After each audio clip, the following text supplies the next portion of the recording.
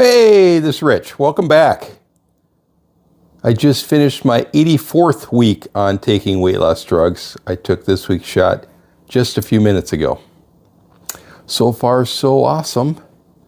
So I'm continuing on my change to Mounjaro. I switched to Mounjaro about Thanksgiving time. I think it was the end of November.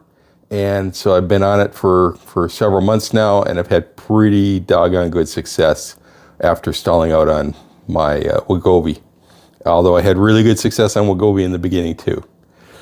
So this week I wanted to talk about something that I've been asked a couple of times, actually 3-4 times this past week itself. I think a lot of people are thinking about their New Year's resolutions, and obviously one of the biggest ones that people have is they want to lose weight.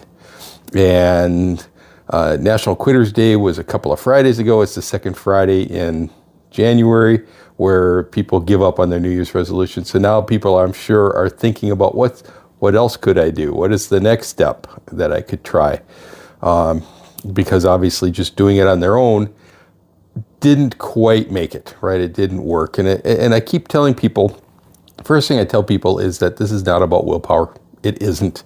I know that skinny people say, well, you just have to be strong and decide not to do that and don't overeat. And it's like, sorry, it isn't just about willpower. If it was just about willpower, I wouldn't be on this drug because I think I have plenty of willpower. There's just that overwhelming chirping in the back of your head, in your mind, saying the food noise saying, eat, eat, eat, eat. I'm hungry, I'm hungry, I'm hungry. What else is there to eat? I know your stuff, but I think you can fit one more thing in.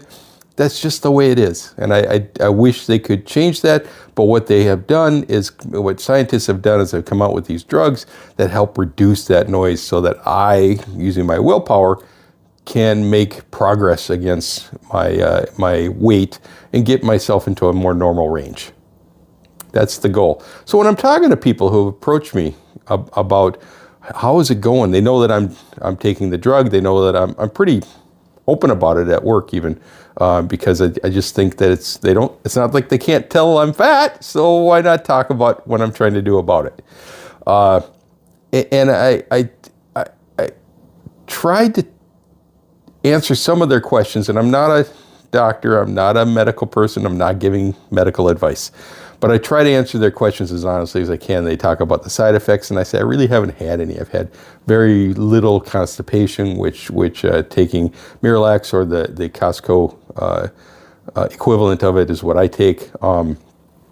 That seems to have solved that, and that's pretty much the only side effects I've ever had. I've really not had the overwhelming nausea that people have had. I've had it a couple of times when I've eaten really, really greasy food, and I didn't know that it was actually tied to me taking this drug.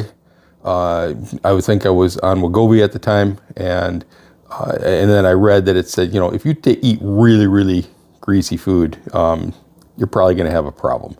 And so it was related to that. But for the most part, I have no side effects. I mean, I go through my normal day, and I just really try to eat well. I tell them next they have to diet. They have to make a conscious decision to diet, or at least I do. I'm assuming everyone else does too, because I'm the normal person. Everybody else is the oddball. So everything that I think is right and everything you think is wrong until you start thinking the way I think, which then means that you're right. So what I tell people is that I have to diet. I track all my food, and the times that I don't track my food, whether I'm at someone else's house and they're preparing it, I don't know exactly what they did. I don't know exactly how much I'm eating, or I go out to eat and I wonder if the restaurant, in our state, the restaurants are required to put the nutritional value next to all of the nutrition facts next to all the food. I think that's nationwide, but at least I know it's here.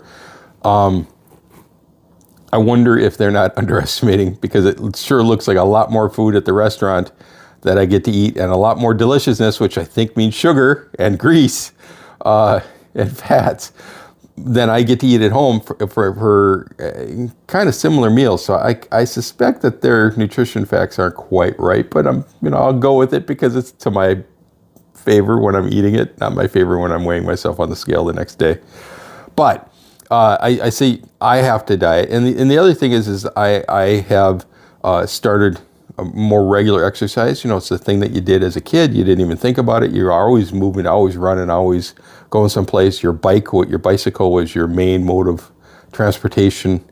Walking someplace was not a big deal. Now, as I get older, if I'm got to go to the corner, I'm going to get in the car and go to the corner. So, you know, I'm just have a much more sedentary lifestyle that I have to make sure that I'm exercising more. And then finally, one of the biggest questions that I really can't answer just yet is, do you have to be on this drug all your life? Is this a lifelong activity?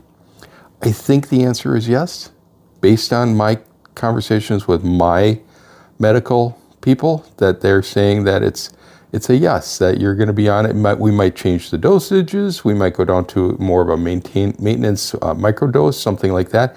But for now, the idea is that I'm probably going to be on it the rest of my life. Anyhow, let's talk about something a little more fun. Why don't scientists trust atoms? Why don't scientists trust atoms? Because they make up everything. If you have an 8-year-old or a 10-year-old, you're going to love that joke. They're going to think that's great. And the rest of you, I'm sorry. Anyhow, what do you call a lazy kangaroo? What do you call a lazy kangaroo? A pouch potato. Again, if you're 8 years old, these are killers. These are great. I'm sorry for anyone who's not 8. All right, how did I do this week? This week I had another good week. I lost another 3 pounds. Great. I'm down a total of 32 on Mounjaro itself, and a total, since I started this whole process, of 119 pounds. I'll see you next week.